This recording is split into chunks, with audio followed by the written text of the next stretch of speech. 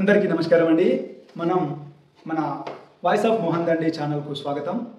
మనం గతంలో చెప్పుకున్న విధంగా ఈరోజు పార్ట్ 2 వీడియో చేస్తున్నాం. అంటే మిస్సింగ్ సర్వే నంబర్ అనే మాడ్యూల్ గురించి మనం ఈరోజు తెలుసుకునే ప్రయత్నం చేద్దాం, డీటెయిల్గా చర్చిద్దాం.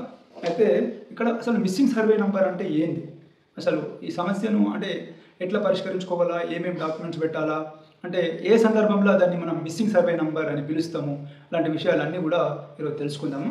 అయితే మనకు ప్రస్తుతము ఈ కొత్త పాస్ పుస్తకం ఉంది. పాస్ పుస్తకము ప్రస్తుతం తెలంగాణలో చలామణి అవుతుంది. అయితే గతంలో మనకు మాన్యువల్ పాస్ పుస్తకం, పెద్ద పాస్ పుస్తకం ఉండేది. అయితే గతంలో ఒక పట్టేదారు, ఒక రైతు ఉన్నాడు, ఒక పట్టేదారు, అతనికి భూమి ఉంది, పాత పాస్ పుస్తకం ఉంది, పెద్ద పాస్ పుస్తకం ఉంది, తర్వాత రెవెన్యూ డిపార్ట్మెంట్ దగ్గర ఉన్నటువంటి రికార్డులు అంటే మాన్యువల్ పహానీలలో వాళ్ళ యొక్క వివరాలన్నీ కూడా రికార్డుకు ఉన్నాయి. మోకా మీద భూమి ఉంది, కాస్తులో ఉన్నారు. కానీ ఇప్పుడు ఏదైతే గతంలో ధరణి కావచ్చు, ప్రస్తుతం మన భూభారతి పోర్టల్, ఆన్లైన్ పోర్టల్ ఏదైతే ఉందో దాంట్లో వారి యొక్క భూమి అనేది మిస్సింగ్ ఉంటుంది. సో నమోదై ఉండదు. మాన్యువల్ రికార్డ్ ఓకే ఉంది, వాళ్ళ దగ్గర పాత పాస్ పుస్తకాలు ఉన్నాయి, లేదంటే వాళ్ళ దగ్గర ఇంకేదన్నా ఆర్డర్ కాపీలు కానీ లేదంటే రిజిస్ట్రేషన్ డాక్యుమెంట్స్ కానీ అలాంటివన్నీ ఉండొచ్చు. కానీ ఆన్లైన్ రికార్డ్కి వచ్చేసరికి వాళ్ళ భూమి అనేది ఎంట్రీ అయ్యి లేదు. దాన్ని మనం మిస్సింగ్ సర్వే నంబర్ అని పిలవడం జరుగుతుంది. అయితే ఈ సందర్భంలో మనం ఏం చేయాలి అని అంటే, అయితే ఇక్కడ ప్రధానంగా మనకు ఆర్ఎస్ఆర్ అనే మాట వింటుంటారు, రీసెటిల్మెంట్ రిజిస్టర్ అని అంటారు. ఆర్ఎస్ఆర్ అంటే ఏంటంటే ఒక సర్వే నంబర్లో ఉండాల్సిన మొత్తం భూ విస్తీర్ణం.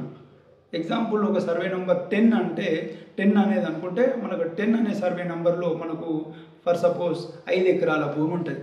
5 ఎకరాలు అనుకుందాం. 5 ఎకరాలకు 4 ఎకరాల భూమి ఆన్లైన్కు నమోదు చేయబడింది, ఇంకొక ఎకరం భూమి అనేది ఆన్లైన్లో నమోదు లేదు. వాస్తవంగా మనకు మోకా మీద అయినా రికార్డుకైనా ఆ సర్వే నెంబర్ 10 అనేది దాంట్లో 5 ఎకరాలు పెట్టాలి. 5 ఎకరాల బెట్టుల్లో 4 ఎకరాలు నమోదైంది, 1 ఎకరం మిస్ అయిపోయింది. సో ఇప్పుడు దాన్ని నమోదు చేయడానికి మనకి మిస్సింగ్ సర్వే నెంబర్ మాడ్యూల్ అనేది మనకు రైతులకు ఉపయోగపడుతుంది. అయితే ఇప్పుడు దానికోసం మనం ఏం చేయాలనంటే, ఇప్పుడు మనకు ఆర్ఎస్ఆర్ అనేది ఉంది కదా, సో దాంట్లో 1 ఎకర్ మిగులు ఉంది అని చెప్పేసి మనకు డిపార్ట్మెంట్లో అంటే వెరిఫై మనం పాత పహానీలు కానీ ఏదైనా తీసుకుంటే మనకు తెలిసిపోతుంది. అంటే ఇది 5 ఎకరాల బెట్టు, 4 ఎకరాలు నమోదైంది, నా పేరు మాన్యువల్ రికార్డుకు నమోదై ఉన్నది కానీ ఆన్లైన్కు మిస్ అయింది అనేది విషయం అర్థమవుతుంది. అయితే ఇప్పుడు మనం మళ్ళీ సేమ్ ఇప్పుడు ఏదైతే మనకు పాస్బుక్ డేటా కరెక్షన్ అనే మాడ్యూల్లో, అంటే గతంలో ధరణిలో డిఫరెంట్ ఉండేవి, కానీ ఇక్కడ పాస్బుక్ డేటా కరెక్షన్ అనే మాడ్యూల్లోనే ఇవన్నీ కూడా మనకు ఆప్షన్స్ అదే మాడ్యూల్లో ఉంటాయి. అయితే మనం ఇక్కడ పాస్బుక్ డేటా కరెక్షన్ మాడ్యూల్లోకి వెళ్ళి మిస్సింగ్ సర్వే నెంబర్ అనే సబ్ మాడ్యూల్లో మనం అప్లై చేసుకుంటాము. అయితే ఇక్కడ మనం ఏం చేయాలని అంటే, పాత పాస్ పుస్తకము జిరాక్సు, తర్వాత రెవెన్యూ డిపార్ట్మెంట్ నుంచి మనం సేకరించుకున్నటువంటి అంటే మన టైటిల్ను ప్రూవ్ చేసుకోవడానికి మాన్యువల్ పహానీలలో మన పేరు నమోదైంది కదా, ఆ మాన్యువల్ పహానీల జిరాక్స్ ప్రతులు, తర్వాత మన ఆధార్ కార్డు అట్లాంటి వివరాలు అవన్నిటిని కూడా మీ సేవ ద్వారా పొందుపరిచి ఈ మాడ్యూల్ ద్వారా మనం అప్లై చేసుకున్నట్లయితే డిపార్ట్మెంట్ వాళ్ళన్నీ కూడా అంటే 4 ఎకరాలు నమోదు ఉంది, ఇతని 1 ఎకరం ఏదైతే ఉందో మిస్ అయింది.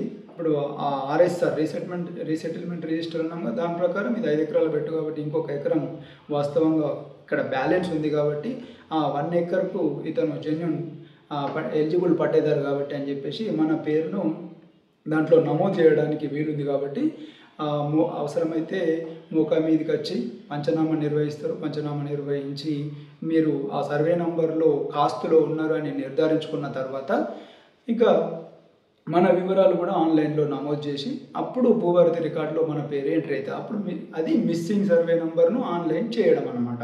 సో మనం ఈ మాడ్యూల్ను ఉపయోగించుకొని మిస్ అయినటువంటి మన భూమి ఏదైతే 1 ఎకర్ భూమి అనుకున్నాం కదా, ఆ భూమిని మనం ఆన్లైన్లో పొందుపరచడానికి మనకి ఈ మాడ్యూల్ చక్కగా ఉపయోగపడుతుంది. సో ఈ మాడ్యూల్ను ఉపయోగించుకొని మీ భూములు ఏదైనా మిస్ అయినట్లయితే, అంటే పాత పాస్ పుస్తకంలో ఉండి ఆన్లైన్లో మిస్ అయినట్లయితే ఈ ఆప్షన్ను ఉపయోగించుకొని మీ సమస్యను తీర్చుకుంటారని ఆశిస్తూ అందరికీ ధన్యవాదాలు.